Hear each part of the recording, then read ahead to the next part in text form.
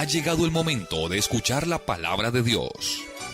Un potente mensaje extraído de las Sagradas Escrituras. En la voz del pastor Carlos Hoyos.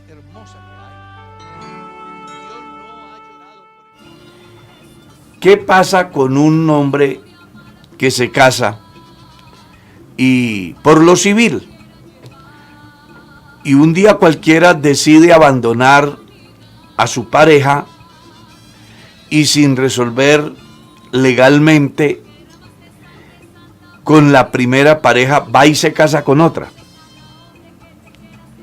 ¿Eso está bien? ¿La persona en su segundo matrimonio queda casado? ¿Dios lo aprueba? La respuesta es sencilla. Primero, si una persona se ha casado por lo civil y no se le ha hecho ceremonia en la iglesia, eso no quiere decir que no esté legalmente casado. Es decir, está casado. Dos, para él poderse volver a casar, él tiene que solucionar su problema con la primera pareja a través de un proceso que les dé una sentencia en la que diga que ha quedado libre de esa primera unión, es decir, a través del divorcio. Estamos hablando de una persona que no conoce a Dios, ¿ya? Si esta persona, teniendo su primera esposa, va y aprovecha que su matrimonio no está registrado en notaría y se casa con otra persona, pues simplemente está cometiendo un delito ante la ley y ante Dios, pues, ni qué decir, está pecando porque está escrito que el matrimonio es con una sola persona.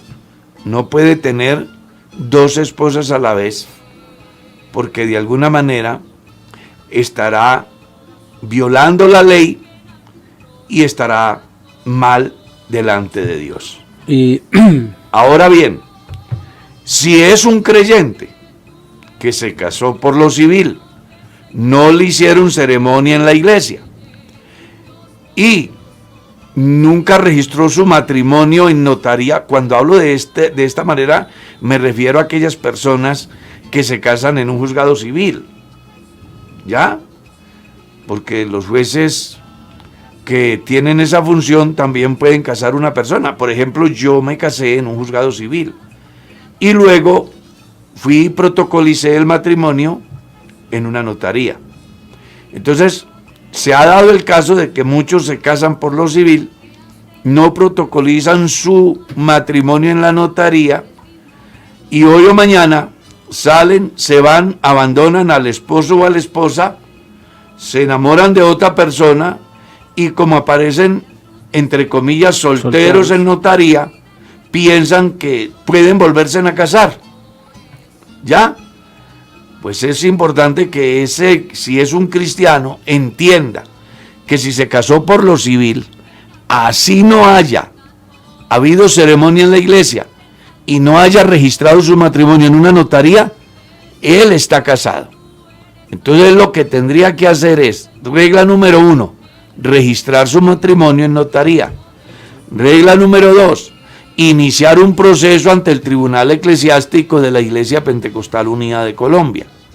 Una vez que el Tribunal Eclesiástico emite el concepto favorable o desfavorable, entonces la persona podrá acceder a las instancias de ley para llevar a cabo un divorcio ante la ley. Es bueno que la persona tenga en cuenta eso. Y que, hermano Carlos, cuando se casan dos veces es un delito civil. Claro, es que es un delito. Tipificado, se llama bigamia. Claro, no, por eso dijimos que es un delito ante la ley. Y como tal es sancionable. Entonces es bueno que usted tenga en cuenta esas... Hay otro caso, hermano Carlos, de hecho hace poco lo vimos con una pareja de hermanos, es que se casó la hermana con otro hermano Y en el registro civil no le aparecía La nota. la nota en la nota marginal que Ajá. dice que es casado. Igual estaban casados. Claro, por eso estamos aclarando. Así no esté registrado en la notaría. Así su registro civil, usted aparezca como soltero o soltera. Su conciencia le dice que está casado. Ujú. Hay fotos de ese matrimonio. Hay testigos de ese matrimonio. Usted está casado. Usted lo que tiene es que registrar su matrimonio y iniciar un proceso ante el tribunal eclesiástico, me refiero si son creyentes bautizados. Y una vez que salga el concepto emitido por el tribunal eclesiástico, entonces ya usted puede ir e iniciar el proceso ante el Estado a fin de obtener esa sentencia que diga que usted ya es libre. Esperamos que esta respuesta dé pues de una manera satisfactoria la solución a la inquietud que usted tiene. Hay otra pregunta que también llegó por las redes sociales, que es muy importante y que la gente debe saberla. Es, yo me voy para España, un ejemplo, o el señor Pepe se fue para España y allá pues quiere obtener documentos. Entonces se encuentra una mujer allá y a través de ella pues busca solucionar el problema de una manera sencilla. Me caso. Me interesa ahí. Claro, y no consuma su matrimonio, porque entre otras cosas ni se conocían, lo hicieron por conveniencia. Entonces la pregunta de la persona es, ¿ese matrimonio está bien? ¿Lo aprueba Dios? ¿Realmente está casado? Interesante que comprendamos algunas cosas. Primero, en la historia de la humanidad y básicamente en el campo del cristianismo, el matrimonio jamás tuvo como filosofía solucionar problemas de trabajo o de documentación. El matrimonio es el resultado de una relación de una pareja a través de algo que se llama el amor. Y convencidos de que se aman, toman la decisión de casarse con el ánimo de vivir juntos, de auxiliarse y de procrear. Entonces, cuando una persona se casa en el extranjero para obtener unos documentos y no se vuelve a ver con la otra persona, su matrimonio nunca lo consumó, pues aunque el papel diga que está casado, no hay nada por varias razones. Primero, está haciendo algo que prohíbe la ley de ese estado. Segundo, está haciendo algo que va en contra de la institucionalidad del matrimonio establecida por Dios. ¿Qué le recomendaría? Que vaya y inicie el proceso de nulidad de ese matrimonio, y si le tocara regresarse a su país cualquiera que fuera, si es un cristiano, sería mucho mejor que estar en esa condición, porque no solamente está fallando contra el Estado, sino también fallando a Dios. Acuérdese que el matrimonio se consuma cuando existe la relación sexual entre la pareja. Si eso no se ha dado, pues simplemente lo que tiene es que anular su matrimonio. Esperamos que también le quede resuelta esa inquietud, ¿sí? Ahora, por aquí han hecho otra pregunta desde Bucaramanga. ¿Qué dice? ¿Cómo es que dice la pregunta? Marta Betancourt. Dios les bendiga a mi hermana Marta. Ella dice así: hermano Carlos, una amiga se entregó al Señor Jesús en diciembre y se bautizó. Y este año ya habló en nuevas lenguas, o sea que recibió el Espíritu Santo. Pero este fin de semana fue atacada por un espíritu, la trató de ahorcar y le decía que hiciera cosas. terminó hablando incoherencias y pues viene la pregunta, ¿cómo es posible esto?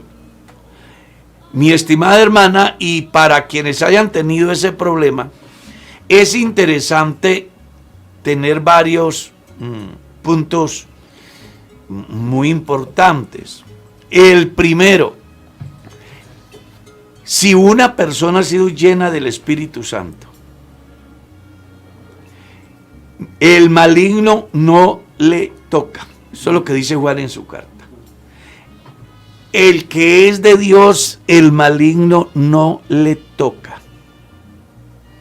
Venga, pero si ella se bautizó y recibió el Espíritu Santo, ¿por qué un demonio, un espíritu, le hizo ese daño? Ella pudo haber sido bautizada y pudo también haber tenido la experiencia de hablar en lenguas. Lo que pasa es que hay que mirar es el origen de las lenguas, 1, y 2, la condición actual de esa persona, porque los seres humanos casi siempre somos circunstanciales. Y cuando me refiero a ello, simplemente estoy diciendo, así como hay días que estamos felices, hay otros días que estamos tristes. Así como hay unos días que estamos muy fortalecidos en Dios, hay otros días donde no lo estamos. Y resulta que el ser humano es como una casa, que si usted la tiene bien protegida, bien cerrada, bien asegurada, no entra nadie. Pero si dejas una ventana abierta, por ahí no solamente entra la basura, sino que también entran los ladrones. Entonces pueden desvalijar la casa y convertirla en una ruina. Así también el cristiano, habiendo sido bautizado y habiendo recibido el Espíritu Santo, como dice usted, si en un momento determinado se descuida espiritualmente y deja una puerta abierta, lo primero, ya ha contristado al Espíritu Santo. Lo segundo, la casa está limpia. Lo tercero, el espíritu malo que salió de él va por lugares desiertos buscando donde descansar, y al no encontrar lugar vuelve a su antigua casa, que es el hombre o la mujer en este caso, y al encontrarla limpia dice, caramba, aquí quedó muy amplio. Dice, va y toma 7 espíritus más peores que él y vienen y hacen morada en ese ser, y el posterior estado de ese ser humano será peor que el primero. Entonces, ahí hay que replantear algunas cosas. Es importante que el pastor que la atiende la oriente, porque también se ha dado casos donde hay personas que se dejan manipular o que quieren manipular a través de ciertos comportamientos. Nosotros, en mi caso personal, como pastor, conozco de situaciones donde hay personas que a las 2 o 3 de la mañana han generado un desorden en un determinado lugar, me han llamado para ir a orar porque esa persona está endemoniada. Y al llegar allá, me he dado cuenta que no es ningún demonio, sino manipuladores que quieren aprovecharse de la ingenuidad de quienes lo administran, porque a veces quienes lo administran no tienen la formación necesaria para establecer la diferencia qué es un espíritu o qué es un comportamiento netamente humano con el objeto de llamar la atención. Entonces hay muchas cosas que tienen que mirarse en ahí, y que la persona más indicada debe de ser el pastor. ¿Ya? Quien debe de sentarse con ella, escucharla, hacer un diagnóstico como lo hace el médico, y entonces poder definir si de verdad es un espíritu o es algún problema que tenga que ver con su estado psicológico, o si es una persona que quiere llamar la atención. Ahí es donde entra a funcionar la capacidad del pastor. Pastor, por acá hay una pregunta a través de Radio Ipuc y nos dicen, bueno, la persona quiere saber si un pastor ha tenido hijos antes de ser pastor, es decir, en En el pasado. En el pasado. Ahora pues se ha casado, tiene otro matrimonio y entonces ahora sí puede llegar a ser pastor, pues dice, teniendo en cuenta que Timoteo dice que debe ser marido de una sola mujer. ¿Cómo se manejaría en estos casos? Hay que mirarlo desde varios puntos. Yo conocí el caso de alguien que antes de ser cristiano tenía 5 mujeres y en cada una de ellas tenía hijos. Él tenía 25 hijos en 5 mujeres. El hombre era adinerado, ahorita ha creído al evangelio, con ninguna de las 5 es casado. Entonces él viene y me hace la pregunta: pastor, ¿yo qué hago? Las quiero a las 5 y tengo 25 hijos. Y bueno, si usted ha entendido el privilegio de la salvación, usted no podrá tener 5. Tendrá que escoger a una de ellas o a ninguna de ellas, renunciar a ellas y esperar en Dios, y si hoy o mañana le resulta con quién, pues llegar a casarse. Él ha escogido la que mejor le llama la atención de las 5, se ha casado y bueno, después de ese tiempo el hombre ha comenzado a servir a Dios en la iglesia en diferentes actividades. Con respecto al pastor, porque la pregunta enfoca directamente es a un pastor, hasta donde tengo conocimiento, la iglesia no tiene reglamentado algo que diga que una persona en su mundo, en su vida de pecado, tiene un hijo y en el andar de la vida tiene un encuentro personal con Dios, su vida es transformada y un día cualquiera Dios le hace el llamamiento al santo ministerio. Entonces, ¿qué pasa con esa persona? ¿Ese hijo del pasado le afecta? Bueno, se supone que si está en Cristo es nueva criatura, que las cosas viejas pasaron, que son las cicatrices del ayer, pero que no pueden afectar el presente de ese individuo. Es importante que tenga en cuenta eso. Ahora bien, viene la otra.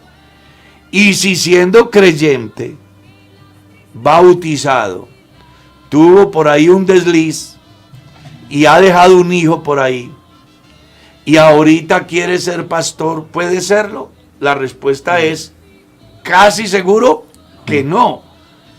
Porque entre otras cosas, cuando la persona va a llenar el formulario de ingreso al santo ministerio, aparece la pregunta si ha tenido pecado de fornicación o de adulterio, que en ese caso sería el de esa persona.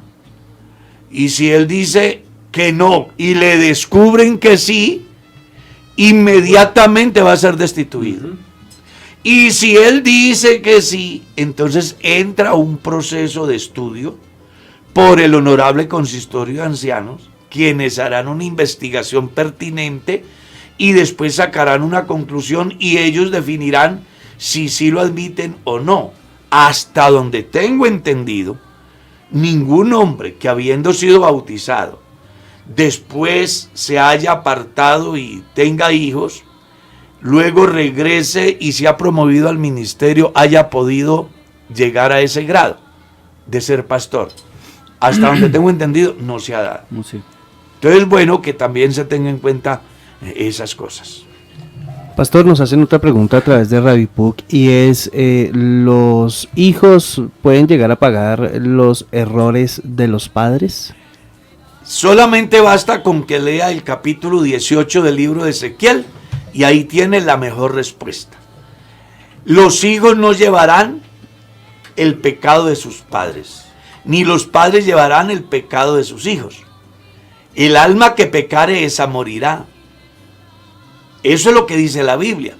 Y desde la ley de Moisés fue escrito: no morirán los hijos por el pecado de sus padres, ni los padres por los pecados de sus hijos.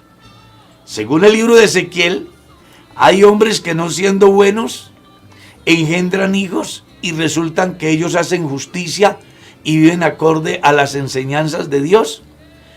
el que hizo el mal morirá por su pecado, pero el que hizo la justicia vivirá por ella. Entonces no existe ese fenómeno.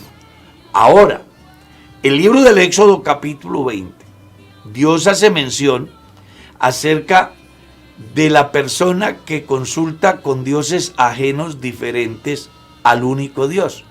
Y Él le dice que Él es Jehová Dios fuerte y celoso, que visita la maldad de los padres sobre los hijos hasta la tercera y cuarta generación. ¿Pero de quiénes?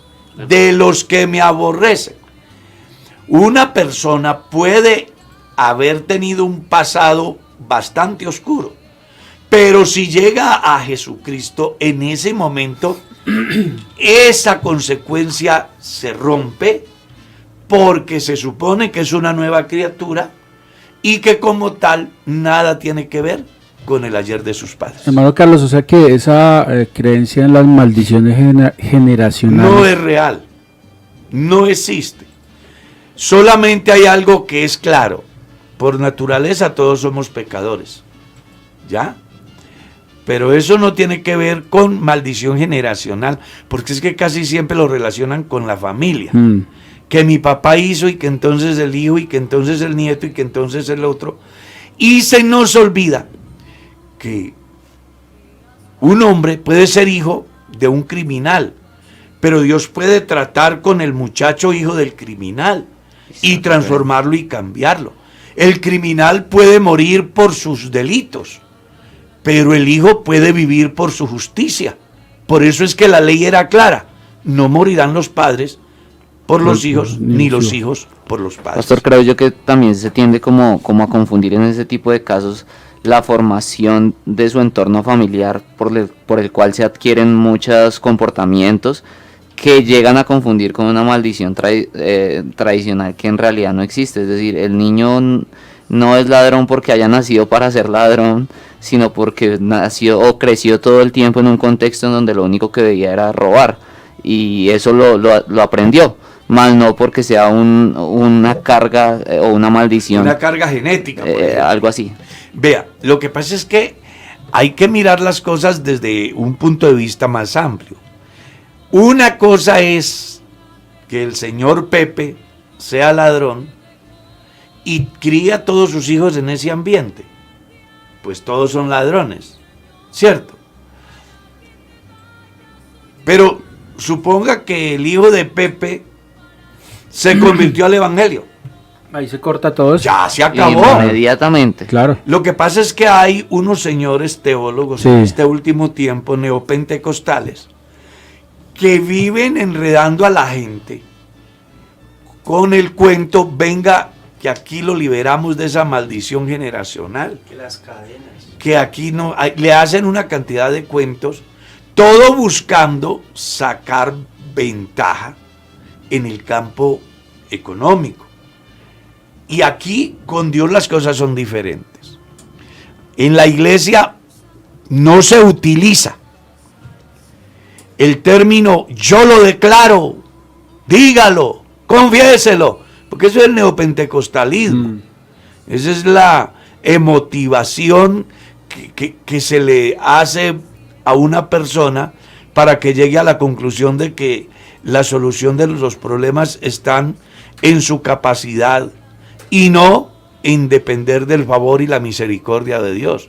Nosotros creemos con todo el corazón que cuando un hombre llega a los pies de Jesús, es una nueva criatura. Así es. Las cosas viejas pasan y en Cristo son hechas todas nuevas.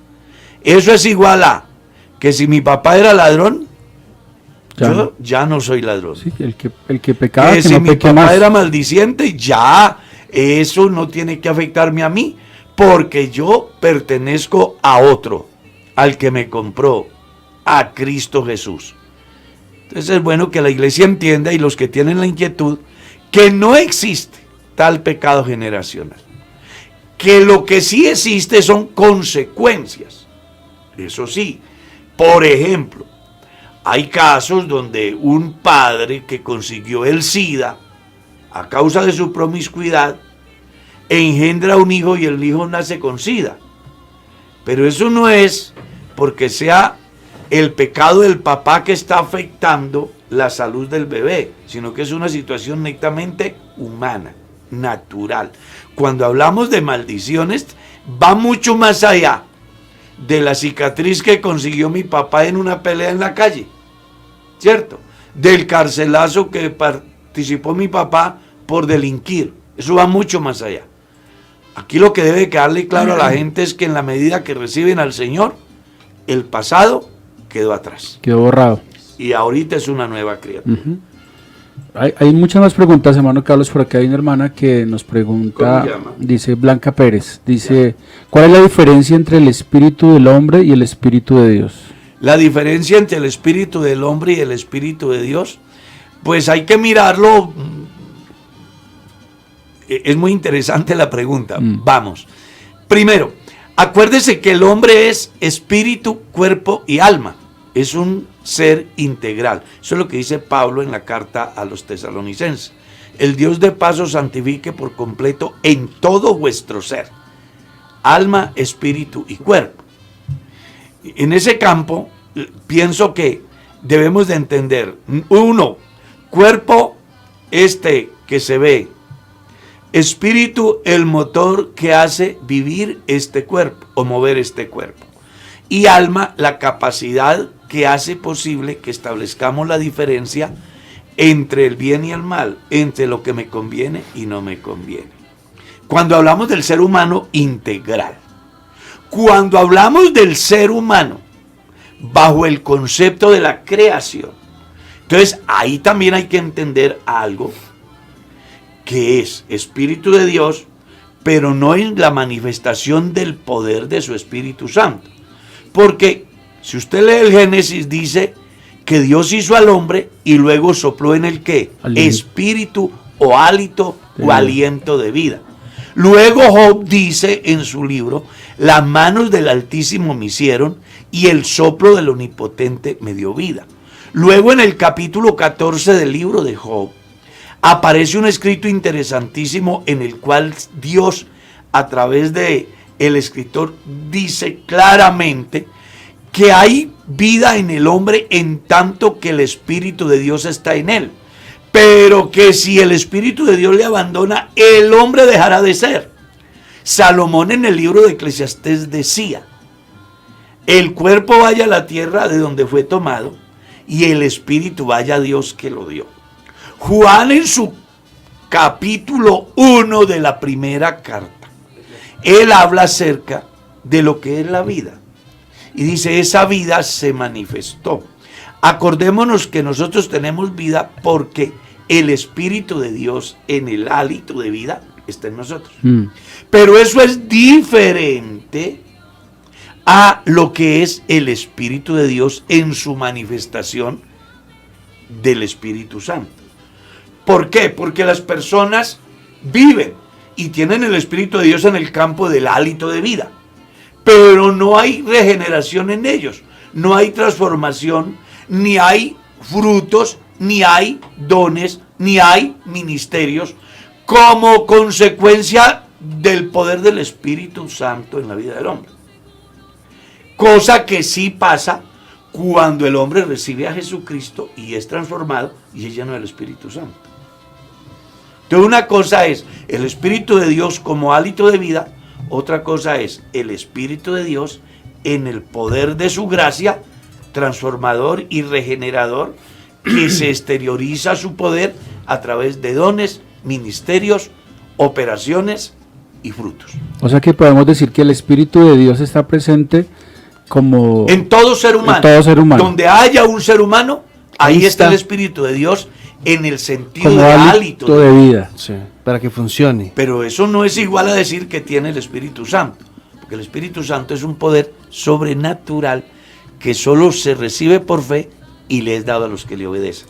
Y una vez que eso se da, entonces aparecen en esa persona resultados de esa vivencia, que es el fruto del Espíritu, que son los dones del Espíritu, que son los ministerios dados por el Espíritu, que son los resultados que salen de las diferentes operaciones, ya sea de dones o de ministerio o del fruto, por el Espíritu. Y el espíritu del hombre es el motor que hace Vivir al ser humano. El espíritu que hay en el hombre, que llamamos el espíritu humano, es algo así como el motor del vehículo, ¿cierto? Sí. Que un vehículo puede estar muy bonito por fuera, pero si no tiene motor, No anda. no se mueve. Nosotros tenemos un motor, un espíritu, que es el espíritu hálito o el espíritu de vida que Dios puso en nosotros. Y aparte también tenemos... Pero aparte de eso, hay un poder transformador que solo se recibe por fe y le es dado a los que le obedecen, que es el Espíritu Santo. Algo así como tener un motor mecánico y un motor virtual. Sí, un motor recargado. Exactamente. Sí. Un motor sobrenatural. Sí. Que trasciende más allá. Porque el hombre muere, el espíritu va a Dios que lo dio. Uh-huh. Pero cuando el hombre muere sin Dios, su alma se va a perder. Pero cuando el espíritu del hombre va a Dios que lo dio y él vivió la vida cristiana, su alma va a estar en la presencia de Dios. Y cuando llegue la resurrección, el espíritu de Dios que le fue dado como resultado de creer y de obedecer, será el que hará posible que escuche la voz de Dios el día de la resurrección, o que esté en condiciones de experimentar el milagro de la transformación que menciona Pablo en la primera carta a los Corintios, cuando dice: he aquí os declaro un misterio, no todos dormiremos, pero todos sí seremos transformados en un momento, en un abrir y cerrar de ojos, a la final trompeta, para que se cumpla lo que Jesús dijo en San Juan capítulo 14. En la casa de mi Padre hay muchas moradas. Si no fuera así, yo os lo hubiera dicho. Voy pues a preparar lugar para vosotros, y si me fuere y os preparar el lugar, vendré y os tomaré a mí mismo, para que donde yo estoy, vosotros también estéis. Estaba hablando de algo muy diferente a lo que es la vida humana. Estaba hablando de algo que es sobrenatural, que solo lo pueden disfrutar las personas que le creen a Dios y le obedecen a Dios. Por aquí hay otra pregunta muy importante. Hay una acerca del perdón, pastor, no sé si la hacemos. Sí, ¿Será la de Glenda? Sí, esa. Eso, dice así: hermano Carlos, yo quiero un consejo. Tuve una niña a temprana edad y el papá de mi hija me abandonó con mi hija. Se enamoró de otra mujer. Él me pidió perdón por lo ocurrido, pero yo no he podido perdonarlo y siento que eso no me deja tener mi vida espiritual con Dios. Siento que no he podido avanzar, que debo hacer como que me libero de ese dolor y resentimiento por lo que hizo. Lo primero que ella tiene que entender es el Padre Nuestro. ¿Cómo dice el Padre Nuestro? Perdónanos como también nosotros perdonamos. Y entender de una manera especial la conclusión del Padre Nuestro. Porque si no perdonáis a los hombres sus ofensas, tampoco vuestro Padre perdonará las vuestras. Toda mujer o todo hombre que sea por pasión, sea por accidente, sea por curiosidad, por lo que lo haya hecho, engendró un hijo o se dejó engendrar un hijo sin haber asumido una responsabilidad legal ante Dios y ante la ley, pues está expuesto a que eso suceda. Entonces, aquí lo que usted tiene que es levantar la cabeza, entender la obra justificadora de Cristo, es decir, que su pasado ya no existe. Y si su pasado no existe, tampoco debe de existir el resentimiento contra la persona que en su momento, y seguramente porque usted lo permitió, engendró un hijo y se fue. Ahí lo que usted tiene que hacer es perdonar, y además también debe de enseñarle a su hijo o a su hija quién es el papá. Si estás soltera o estás casada, si estás casada, tu marido tiene que darse cuenta que tienes una hija de otra persona y que esa persona, desde el punto de vista legal, tiene derecho a ver su hija, pero que usted tiene el deber de comportarse a la altura porque ya tiene una nueva relación. Entonces, aquí lo que hay que aprender es a vivir el cristianismo. Si eres una verdadera cristiana, mi consejo es perdona. Porque si no has perdonado, te tengo una mala noticia. Tampoco Dios te va a perdonar. Así como suena. Puede que alguien lo esté cuestionando. Claro. Pero eso es lo que dice la Biblia. Léalo en San Mateo, Sí, claro. capítulo 6. Ahí está el ejemplo. Si no perdonáis a los hombres sus ofensas, tampoco vuestro Padre perdonará las vuestras. ¿Hay otra inquietud? Sí, hay varias por acá. Hay una que nos hacen a través de el chat de YouTube de Radio Ifuk, en donde nos dicen que hay una amiga trinitaria de ella que ha sido bautizada en su comunidad, y dice que ya fue sellada, lo cual a ella le llama... A ver, más despacito la pregunta. Hay una hermana de nuestra iglesia Sí. que nos comenta de una amiga de ella que hace parte de una comunidad trinitaria que ha sido bautizada ya, y dice que ha sido sellada con el Espíritu Santo, lo cual a la hermana le causa inquietud, porque pues lo único que la ha visto hacer es temblando cuando dice que ha recibido el Espíritu Santo. Entonces ella tiene como esa confusión en ese aspecto. Lo primero, la Biblia dice que el Espíritu Santo se recibe por fe y le es dado a los que le obedecen. La pregunta es, ¿una persona que se bautiza en la fórmula trinitaria está obedeciendo a Dios? Es solo una pregunta. Si Dios dice que el bautismo es en el nombre de Jesucristo y una persona va y se bautiza en otro orden, ¿estará bautizada? ¿Estará obedeciendo a Dios? 2. Los frutos dicen si una persona tiene el Espíritu Santo o no. 3. Jesús mismo dijo, ustedes son de abajo y yo soy de arriba. Y si ustedes no creen que yo soy, en vuestros pecados moriréis. ¿Cree usted que una persona que no está dispuesta a aceptar quién es Jesús ha creído en Jesús? ¿Obedece a Jesús? Creo que con esos interrogantes debe de quedarle resuelta su pregunta. ¿Hay otra inquietud? Sí, hermano Carlos, por acá hay un hermano que se llama Edwin Alexander Marín, que está preguntando, dice así, es de Dios, está dividido, por acá arriba, más arriba, aquí ya. Hay una pregunta, pros y contras o beneficios de varias administraciones de la iglesia a nivel global.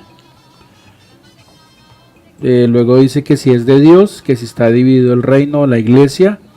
No entiendo muy bien la pregunta. Hágalo otra vez. Otra vez dice, una pregunta, pros y contras o beneficios de varias administraciones de la iglesia verdadera a nivel global. Creo más o menos lo que podemos deducir es cosas a favor y cosas en contra. Sí, no, Sí. creo que lo que está hablando el hermano es que por qué hay tantas divisiones y que si eso está bien o eso está mal, porque más adelante pregunta que si está dividido el reino o la iglesia. Bueno, lo que pasa es que la iglesia es una en el mundo, una. Llámese en el Ecuador Apostólica del Nombre, llámese en España Iglesia Pentecostal Unida de Europa, llámese en Colombia Iglesia Pentecostal Unida de Colombia. La iglesia es una. Lo que pasa es que en el campo de la administración está relacionada con las exigencias de los diferentes estados. Entonces, la iglesia en Estados Unidos se llama Iglesia Pentecostal Unida Latinoamericana, ¿cierto? Estamos hablando de nuestra iglesia. Entonces, las administraciones y las exigencias de los gobiernos y la reglamentación de cada organización o de cada iglesia en cada país es diferente. Por ejemplo, en Colombia, un pastor que haya sido divorciado no puede ser pastor acá. ¿Cierto?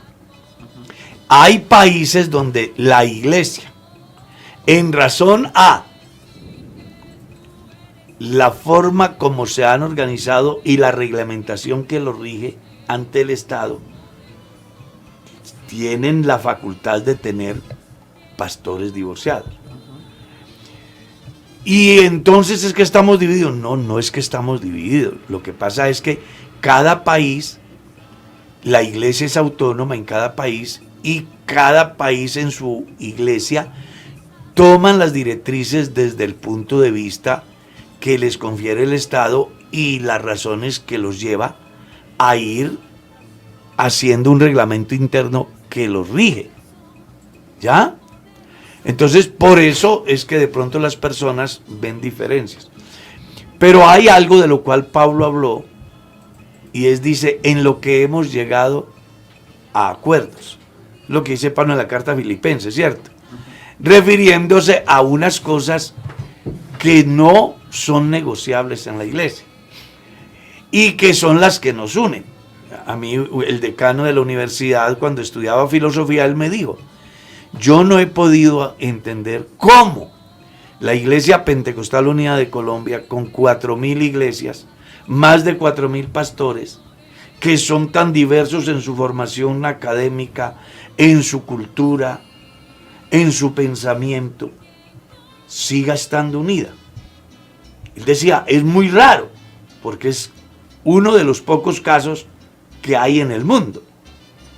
Y la respuesta mía fue sencilla, es que a nosotros nos une un Señor, una fe y un bautismo.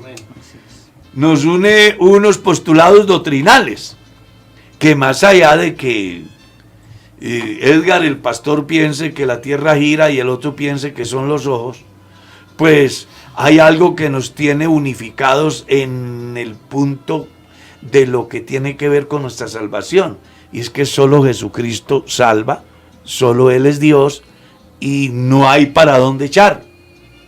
Entonces es bueno que se establezca las diferencias. Ahora, también es importante que se comprenda que la organización es una institución humana, y como institución humana está sometida a requerimientos de ley y también es susceptible a fallos administrativos. Totalmente. Claro, porque somos humanos. O sea, hermano Carlos, que habría que establecer la diferencia entre organización e iglesia. Sí, claro. Entonces, ahí es donde viene la pregunta del premio mayor. ¿Solo la Iglesia Pentecostal Unida de Colombia se salva? Y la respuesta es no. Hay muchas iglesias que tienen la misma doctrina, ¿cierto?, que piensan como nosotros, pero que sus órganos administrativos son diferentes. Entonces, no podemos relacionar el aspecto administrativo con el aspecto doctrinal, excepto cuando hayan organizaciones que, llamándose del nombre, teniendo la misma doctrina, toleran el pecado de una manera abierta. Vamos a colocar un ejemplo. Mañana aparece el movimiento, yo qué sé, Pepitas de la creencia de un solo Dios. Y en su enseñanza ellos creen que Jesucristo es Dios, que el Espíritu Santo se recibe hablando en lenguas, creen en los dones del Espíritu Santo, todo eso.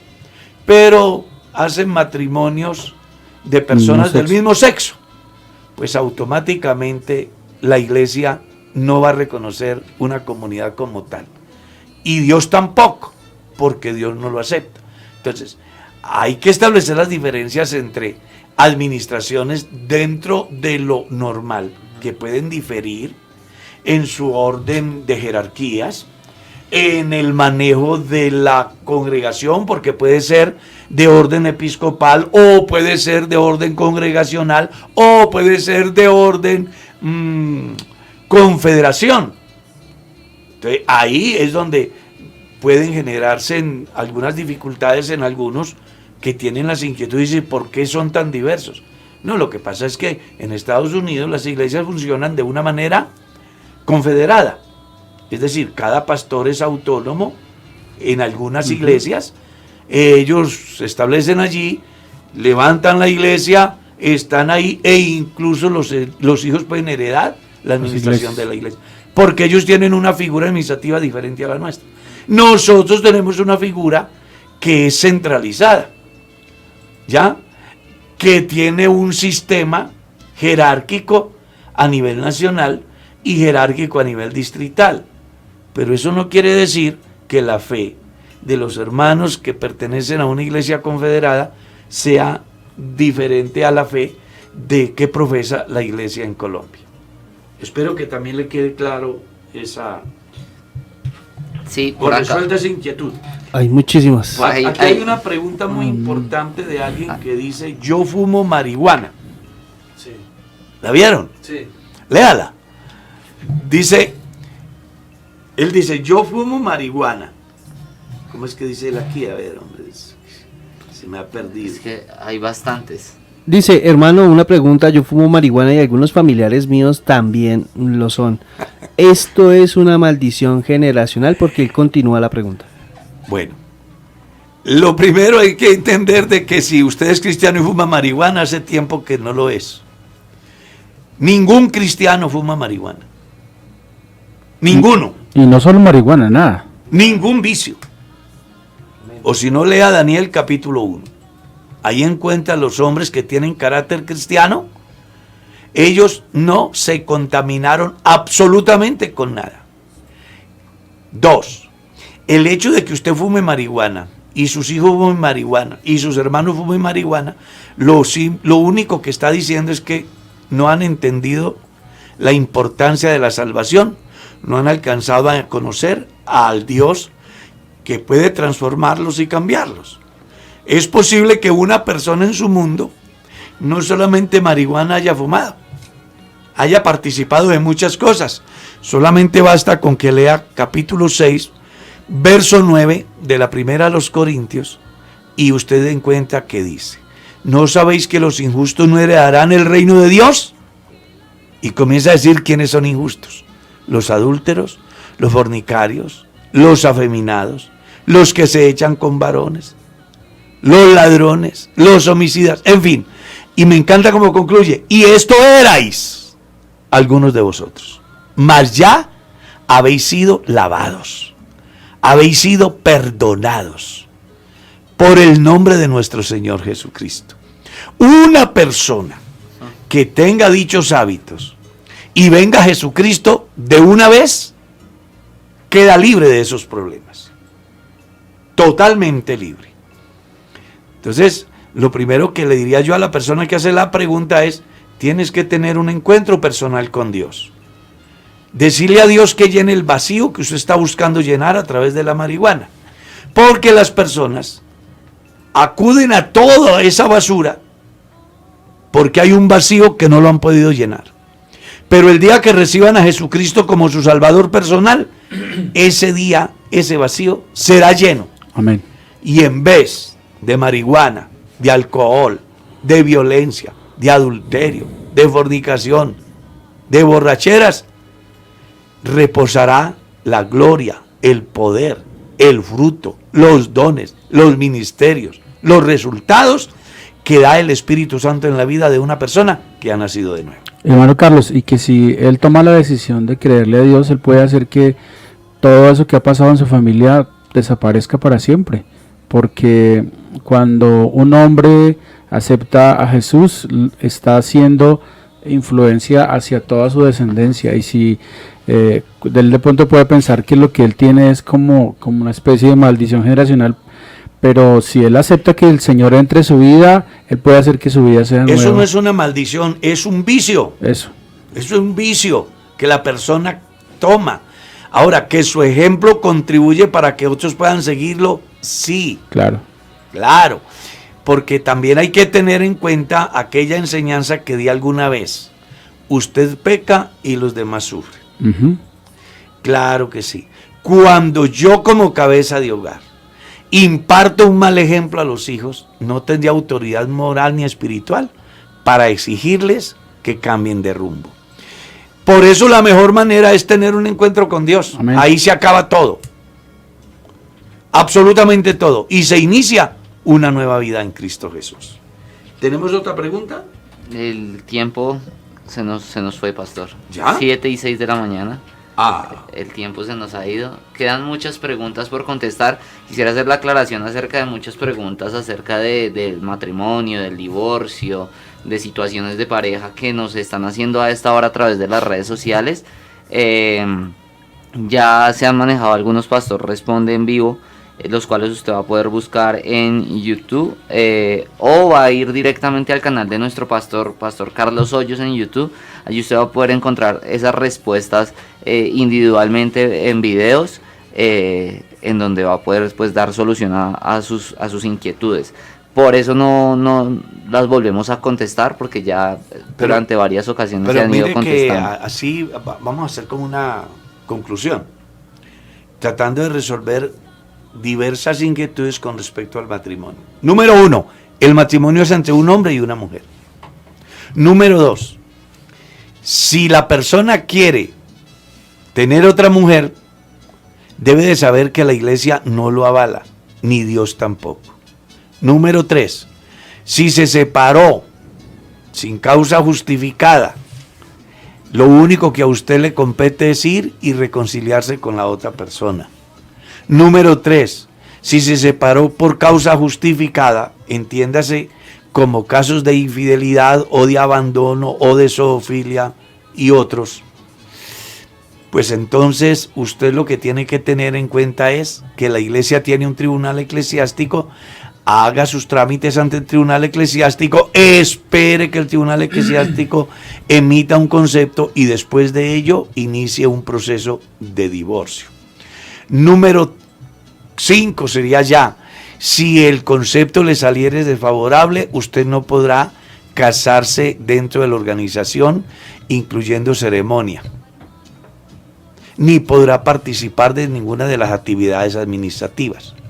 En caso de que el concepto haya sido favorable, usted podrá casarse en la iglesia y le podrán hacer ceremonia y podrá ejercer cargos administrativos de la iglesia, excepto ser pastor. ¿Ya? ¿Qué más se puede decir del matrimonio? Bueno, que me puedo separar por cualquier causa. No, Jesús lo enseñó en San Mateo capítulo 19.